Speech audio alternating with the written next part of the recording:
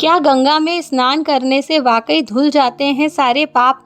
Friends, यह सवाल अक्सर हम सबके मन में आता रहता है और इस संबंध में एक बड़ी ही रोचक कहानी है जो आज मैं आप सभी के साथ शेयर करने जा रही हूँ।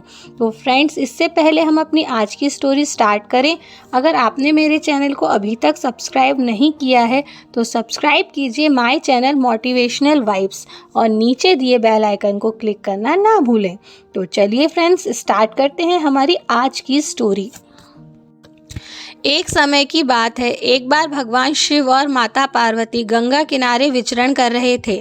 उसी क्रम में घूमते दोनों गंगा के तट पर पहुंचे, जहां माता पार्वती ने देखा कि हजारों लोग गंगा में स्नान करने के बाद शिव का नाम लेते हुए बाहर आ रहे हैं, पर किसी के भी मुख पर मुस्कान नहीं दिख रही। यह देख माता पार्वती को आश्चर्य हुआ। तब माता पार्वती ने शिवजी से पूछा, हे स्वामी, जब गंगा को पाप नाशिनी माना जाता है, फिर मुझे ऐसा क्यों प्रतीत हो रहा है कि इन लोगों को अपने पापों से मुक्ति नहीं मिल रही? क्या गंगा पहले की तरह पवित्र नहीं रही? तब भगवान शिव ने माता पार्वती से कहा, हे प्रिय, गंगा तो पहले की तरह ही निर्मल और पवित्र है, पर जो लोग इसमें डुबकी लगाकर बाहर आ रहे हैं उन्होंने वास्तव में गंगा में स्नान किया ही नहीं है। शिव की मुख से ऐसी बातें सुनकर माता पार्वती को फिर आश्चर्य हुआ और उन्होंने शिवजी से कहा कि यह कैसे संभव हो सकता है? क्या आप देख नहीं रहे कि यह सभी स्नान करके आ रहे हैं? इनके कपड़े भी अभी तक भीगे हुए हैं।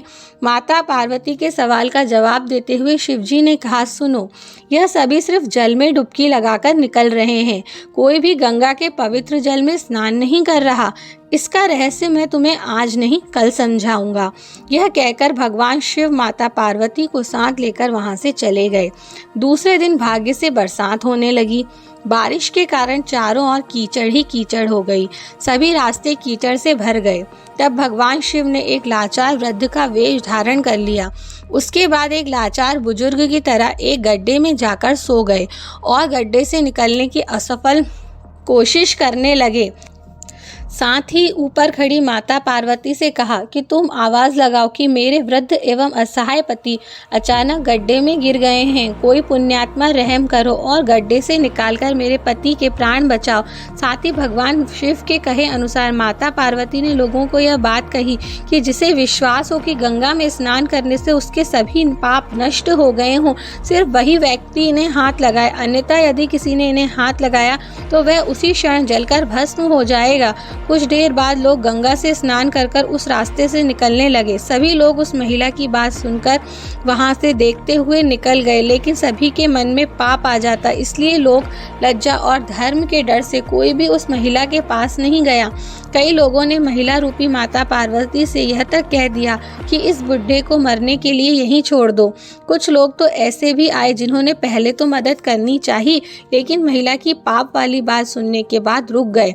वह लोग यह सोचकर रुक जाते कि भले ही हमने गंगा में स्नान कर लिया, लेकिन हम तो पापी ही हैं। इसी तरह कई लोग आए और माता पार्वती की बात सुनकर वहां से चले गए। शाम हो गई। तब भगवान शिव ने पार्वती से कहा कि देखा, गंगा में स्नान करने वाले, नहाने वाले कोई भी मुझे बचाने नहीं आए।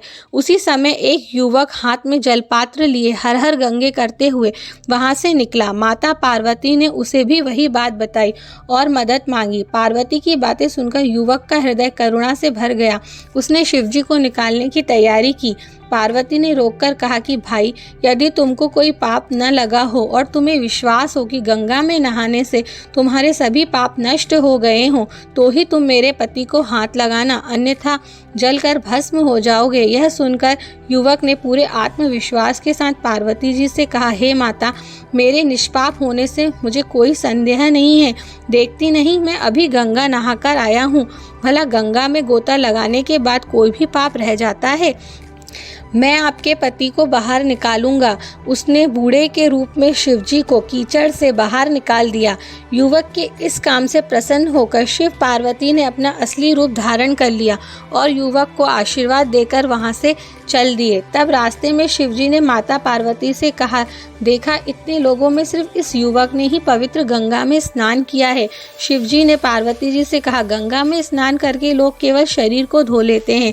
इसी दृष्टांत के अनुसार जो लोग बिना बिना श्रद्धा और विश्वास के केवल दंभ के लिए गंगा स्नान करते हैं उन्हें वास्तविक फल नहीं मिलता, परंतु इसका मतलब यह नहीं है कि गंगा स्नान व्यर्थ जाता है। विश्वास के साथ किए गए गंगा स्नान का ही वास्तविक फल मिलता है। जिन लोगों के मन में यह विश्वास ही नहीं कि गंगा में नहाने से उनके मन के पाप भी नष्ट हो जाएंगे व धुल जाएंगे, इस वजह से उन लोगों को गंगा में स्नान करने का कोई विशेष फल नहीं मिलता और कोई औचित्य भी नहीं रहता। इसीलिए कहा गया है, जब भी गंगा में स्नान करें पूरी श्रद्धा और पवित्र भाव से करें, जिससे इसका पूर्ण फल प्राप्त हो। तो फ्रेंड्स, अगर आपको हमारी आज की स्टोरी अच्छी लगी हो तो इसे ज़्यादा से ज़्यादा लाइक व शेयर करना ना भूलें। Thank you friends.